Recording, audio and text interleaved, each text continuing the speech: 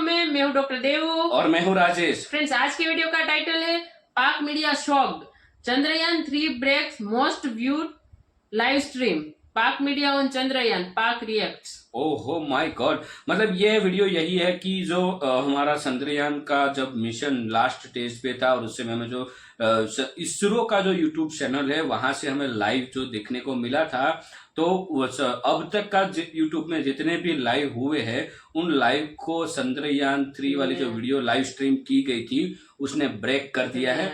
मतलब viewership eight ए time जो 3 घंटे रही थी वो अभी तक के यूट्यूब में जितने भी लाइव हुए उसमें सबसे ज्यादा हुई थी। चलिए वीडियो को पूरा देखते हैं। वीडियो अच्छी लगे तो लाइक और शेयर जरूर कीजिएगा और चैनल पे पहली बार आए और अब तक आपने चैनल को सब्सक्राइब नहीं किया है तो सब्सक्राइब जरूर कर लीजिए। चलिए वीडियो स्टार्ट करते हैं।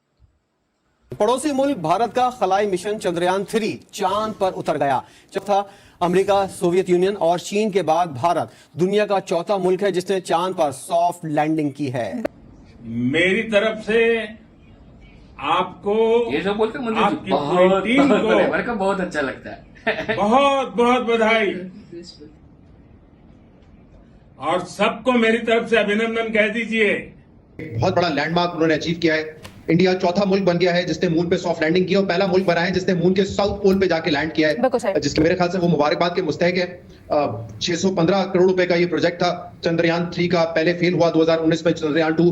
तो मेरे ख्याल से उन्होंने जो इन्वेस्टमेंट की है अपने लोगों पे, साइंस एंड टेक्नोलॉजी में, स्पेस सेंटर्स में, उसके नताइज आज वो देख रहे हैं। जो हम पाकिस्तान में भी डिस्कस कर रहे हैं और बहुत सारे लोग कंपैरिजन कर रहे हैं कि जी अमेरिका, इंडिया चांद पे पहुंच गया, हमने अभी टाइम पे आना नहीं पहुंचा। जो स्पेस पे जाने का, जो मून पे जाने का मसला है, ये क्वेश्चन है साइंस और टेक्नोलॉजी का।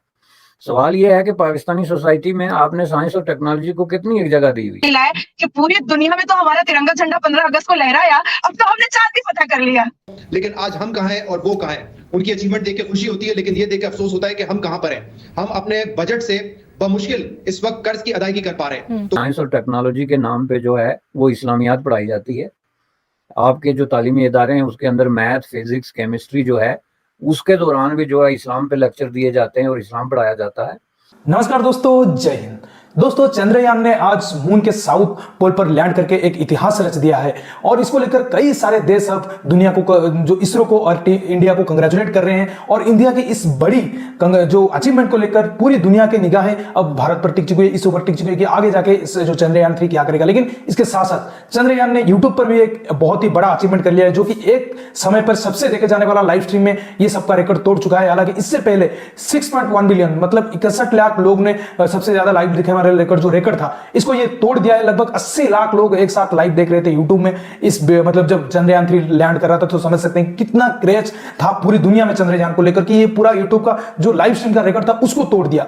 तो इतना ज्यादा क्रेज था लोगों के बीच। तो इसको लेकर पाकिस्तान मीडिया भी काफी ज्यादा चर्चा चल रहा है। पाकिस्तान मीडिया में वो लोग कह रहे हैं कि भाई देखिए आज इंडिया कहां पहुंच गया, हम कहां पहुंच गए। इंडिया की जो झंडा है वो चांद पर पहुंच गया, लेकिन हमारा जो चांद है वो झंडा पर रह गया। दोस्तों, इसको लेकर अब वीडियो देखते हैं। मैं मिलता हूं वीडियो की एंड पर। इस प्लेटफॉर्म के जरिए एटलीस्ट मैं तो मुबारकबाद देना चाहूंगा इंडिया को, उनकी हुकूमत को, ISRO को और पूरी उनकी आवाम को कि बहुत बड़ा लैंडमार्क उन्होंने अचीव किया है। इंडिया चौथा मुल्क बन गया है जिसने मून पे सॉफ्ट लैंडिंग की और पहला मुल्क बना है जिसने मून के साउथ पोल पे जाके लैंड किया है, जिसके मेरे ख्याल से वो मुबारकबाद के मुस्तहक है।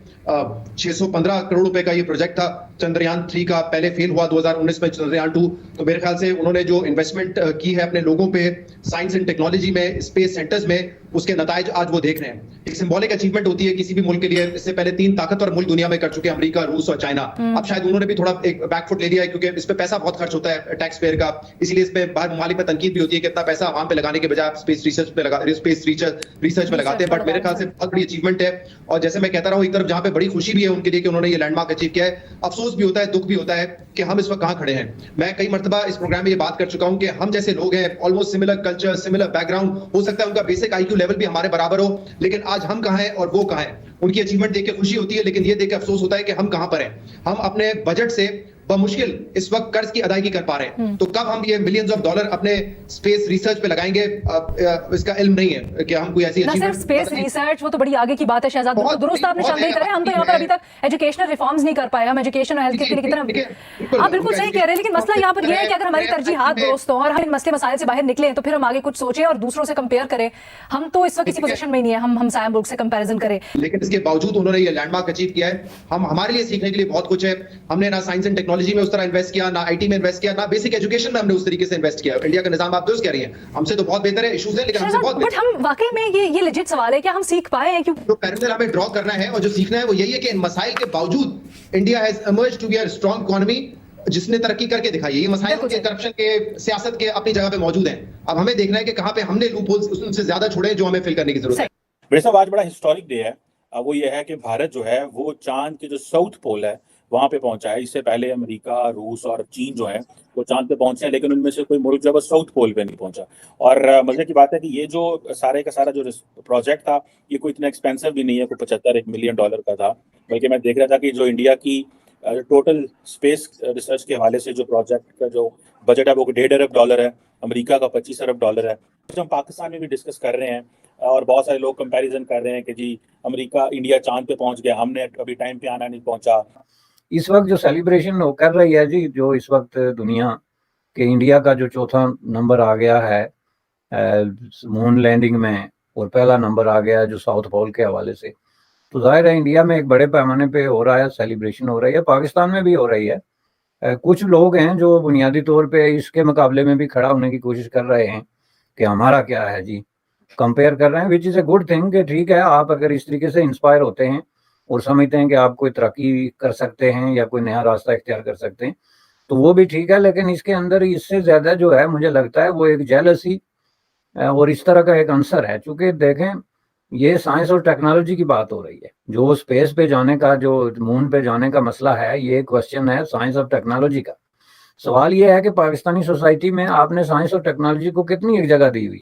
आप बेशक कितनी यूनिवर्सिटीज़ में कितनी साइंस और टेक्नोलॉजी की किताबें पढ़ा रहे हैं या उसके डिपार्टमेंट हैं या उस पर बजट लगा रहे हैं, लेकिन इनफैक्ट जो साइंस और टेक्नोलॉजी का जो ज़रूरियात हैं उसके लिए जो बुनियादी एक एटीट्यूड की ज़रूरत है वो पाकिस्तान में मिसिंग है। बुनियादी तौर पे पाकिस्तान की सोसाइटी जो है वो बहुत ज़्यादा एक अनसाइंटिफिक किस्म का माइंड सेट का शिकार है और उसका जो रिफ्लेक्शन है वो आपके तालीमी इदारों पे भी है। ये महज कोई एक सादा सा कोई उड़न खटोला जिसको आप कहते हैं या कोई एक गाड़ी नहीं है उड़ने वाली के उठा के ज़मीन से चांद पे बैठा दी। जाहिर है इसके पीछे एक पूरा एक एक्सपीरियंस होता है और एक साइंटिफिक माइंड होता है। आप देख कि जो इंटरनेशनल दुनिया है ग्लोब पे, इंडिया जो है वो साइंस और टेक्नोलॉजी के हवाले से अपने लिए एक स्पेस क्रिएट कर रहा है, बड़ी तेजी से कर रहा है और ये एक उसकी एक ताज़ा तरीन मसाल जो है वो आपके सामने है। यह है कि पाकिस्तान के स्कूलों और यूनिवर्सिटीज़ में साइंस और टेक्नोलॉजी के नाम पे जो है वो इस्लामियात पढ़ाई जाती है। आपके जो तालीमी इदारे हैं उसके अंदर मैथ, फिजिक्स, केमिस्ट्री जो है उसके दौरान भी जो है इस्लाम पे लेक्चर दिए जाते हैं और इस्लाम पढ़ाया जाता है। और स्टूडेंट को बताएं कि जी ये साइंस तो पूरा फ्रॉड है या ये बात जो है ये साइंस आज कहती है तो ये तो अल्लाह ताला ने 1400 साल पहले कह दी थी। भाई आप किस किस्म के अल्लाह ताला पे बिलीव करते हैं जिसको प्रूव करने के लिए आप साइंस के मोहताज? तो ये पता था कि सक्सेसफुली हमारा चंद्रयान 3 लैंड करेगा और ये भी इसरो के पूरे वैज्ञानिकों पर, हमारे इसरो की टीम पर, हमारे पूरे जितने भी वैज्ञानिक बैठे हुए थे, पूरी दुनिया के वैज्ञानिक, इवन नासा की आंखें जो है वो तो टिकी हुई थी पत्थर की तरह इसरो पर। तो 6:04 में न्यूज में देखा कि भाई लैंड हो गया, तो ऐसा लगा कि भाई साहब मोदी जी की जय हो। ऐसा प्रधानमंत्री तो अगर 100 साल भी रह जाए ना हमारा प्रधानमंत्री, तो भी आने वाली पीढ़ी कहेगी कि बस यही चाहिए। तो वाकई में आज पूरी दुनिया में हिंदुस्तान ने एक इतिहास लिख दिया है रिपाहा। पहली बार साउथ पोल मून को इस पूरी दुनिया ने अपनी आंखों से देखा है। उसके बाद 14 दिन का और भी परिश्रम है। 14 दिन अभी हमारा विक्रम लैंडर ऊपर में काम करेगा, वहां पानी को तलाश करेगा, जो भी रहस्य वहां छुपे हुए हैं उसको तलाश करेगा। लेकिन चांद पर हमारा विक्रम लैंडर चंद्रयान 3 से निकल करके वहां पर लाइट अप करने वाला है 14 दिन के अंदर हमारे तिरंगे झंडे को वापस आने से पहले।